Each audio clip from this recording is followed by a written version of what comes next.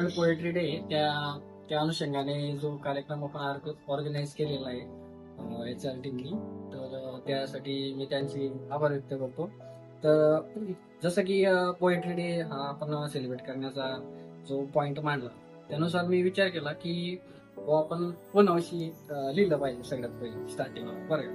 मग सगळ्यात म्हणजे की जी व्यक्ती जी आपल्याला निस्वार्थ प्रेम करते, ज्याचा काही मात्र स्वार्थ नसतो आपल्या दैनंदिन जीवनामध्ये, ती म्हणजे आपली आई. की आपल्याविषयी सांगायचं झालं तर की जी सगळ्यात निस्वार्थ प्रेम करणारी व्यक्ती आहे, की जी लंगड्याचा पाय असते, आंधळ्याचा डोळा असते, भुक्याची भूक असते, त्या आईविषयी जर लिहायचं म्हणलं तर म्हणजे या जगात असा कोणताही व्यक्ती नाही की तो आईविषयी लिहू शकतो. म्हणजे एवढा मोठा दर्जा असा कोणाचाच नाही की जो आईविषयी लिहू शकतो. त्याचं रिझन असं आहे की त्या आईनीच आपल्याला लिहिलेलं असतं.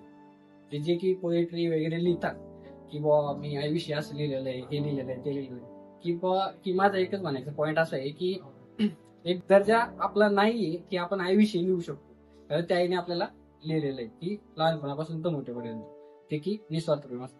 मग विचार केला की आपला दर्जा जर एवढा मोठा नाहीये की आईविषयी लिहू शकतो, कारण आईने आपल्याला लिहिलेलं आहे, तर मग आपण थोडंसं काहीतरी वेगळं लिहायचं की जी व्यक्ती माणसाला टॉपला बी लिहू शकते आणि जी डाऊन फॉलला पण करू शकते. त्याविषयी मी आता थोडस 2 शब्द बोलणार आहे. त्या व्यक्तीविषयी दफन कर दो इसकी हर कहानी, दफन कर दो इसकी कहानी से हर वो किस्सा जिसे पढ़कर कोई उसे बेवफा कहे. कि दफन कर दो इसकी कहानी से हर वो किस्सा जिसे पढ़कर कोई उसे बेवफा कहे. वो हमारी मोहब्बत थी, वो हमारी मोहब्बत थी जिसके साथ भी थी. दुआ है खुदा उसे खुश रखे, दुआ है खुदा उसे खुश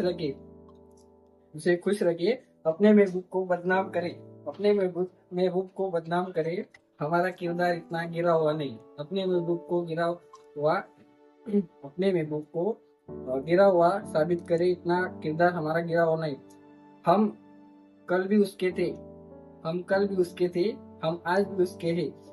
अपने ईमान से कभी डगमगाए नहीं, अपने ईमान से कभी डगमगाए नहीं. खुशनसीबी है, खुशनसीबी है मेरे यार पूछते हैं आज भी मेरा हाल उसके नाम से.